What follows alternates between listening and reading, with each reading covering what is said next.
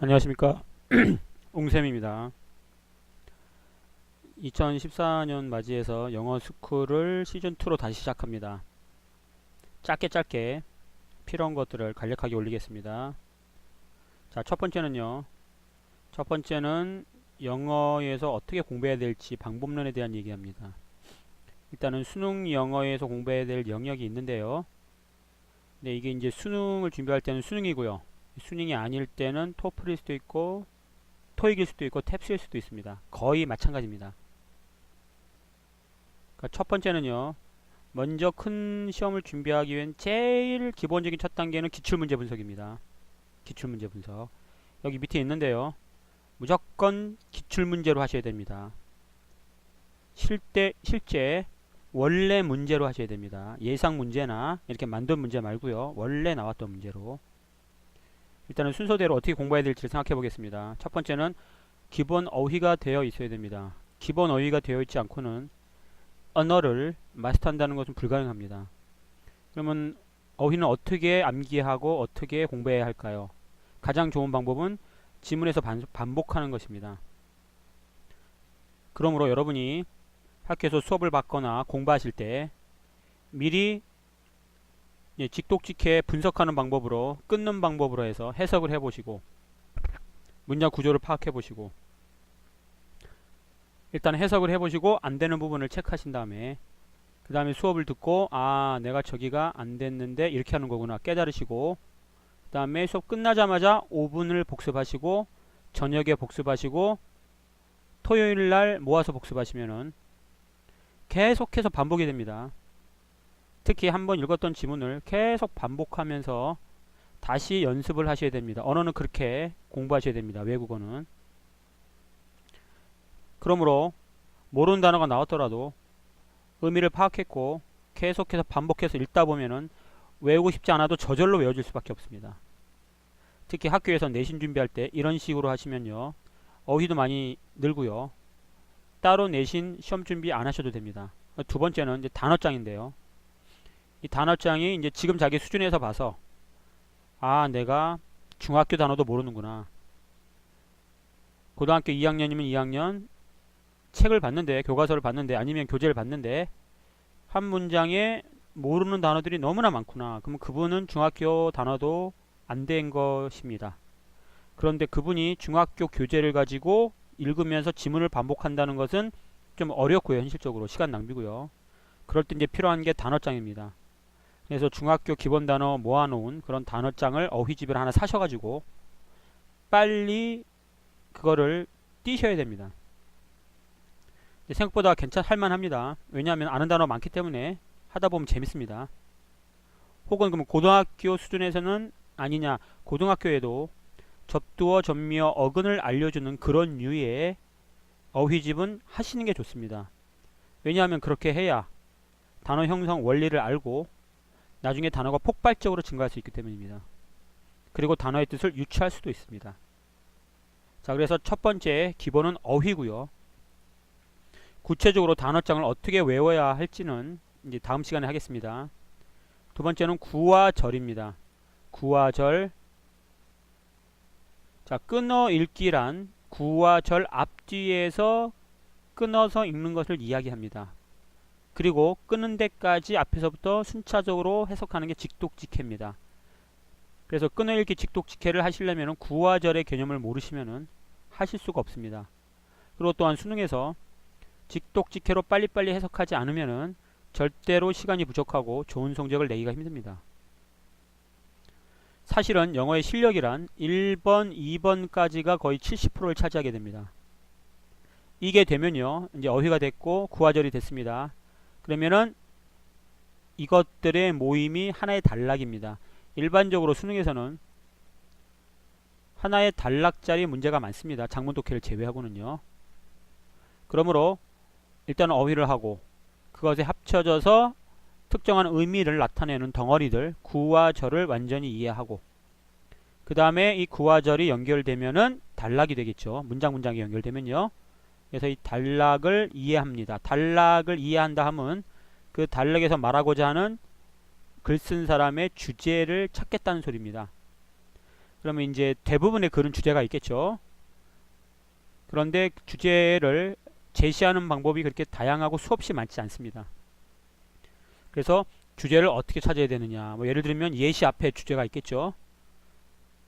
뭐 그런 겁니다. For example 이런 식으로 예시 앞에는 항상 주제가 있게 됩니다. 그 얘기는 나중에 다시 하고요.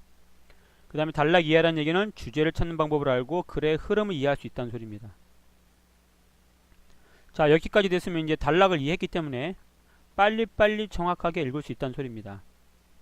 그런데 이제 우리는 어쩔 수 없이 시험에 대비해야 되기 때문에 기출 문제를 아까처럼 분석해서 하다 보면은 그 다음에 수능 출제 매뉴얼의 대원칙을 생각하다 보면은 문제를 풀 수 있는 요령들이 생기게 됩니다.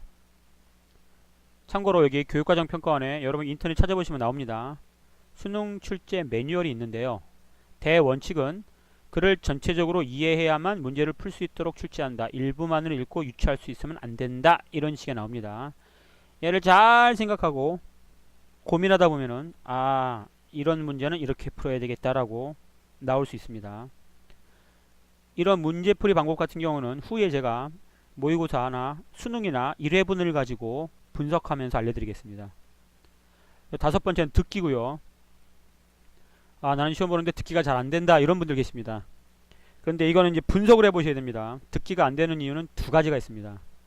정말 듣기가 안되는 건지 아니면은 그 언어를 모르는 것인지를 구분하셔야 됩니다. 자, 하는 방법은요. 여러분이 이제 듣기 시험을 봅니다. 모의고사를 볼 수도 있고요. 아니면 1년에 2번 보는 EBS에서 나오는 듣기 시험을 볼 수도 있습니다. 그러면은 여러분이 듣기 시험을 보고 틀린 부분을요. 그날 저녁에 그 스크립트를 대본을 봅니다.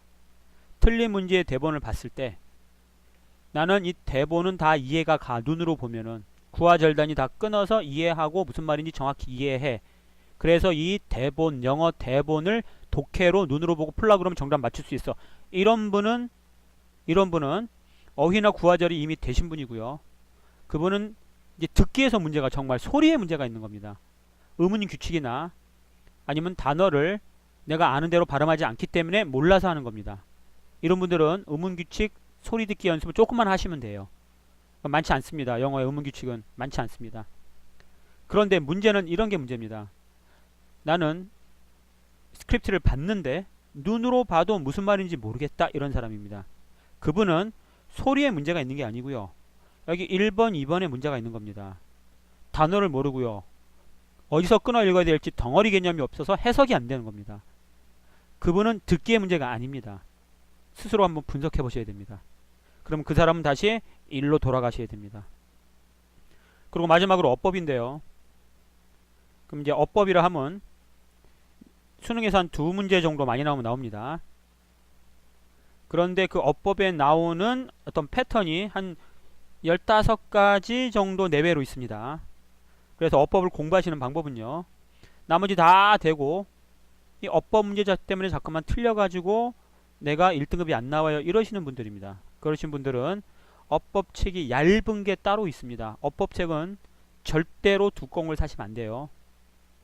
참고로 착각하시는 분들을 위해서 말씀드리면 어법책과 문법책과는 다릅니다. 문법은 동사, 명사, 형용사, 부사, 관계사, 가정법 이런 것들을 쭉 알려주는 책이 문법책이고요. 이 어법이란 수능에서 나오는 어법 문제를 대비한 패턴 연습책입니다. 다릅니다. 착각하시면 안 돼요.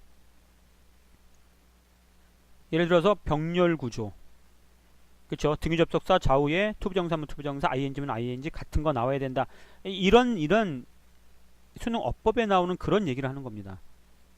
그래서 이거는 얇은 책을 구입하셔서 개념하시고 바로바로 연습하시고 기출문제 한두 개 정도 이런 식으로 푸시는 게 제일 좋습니다.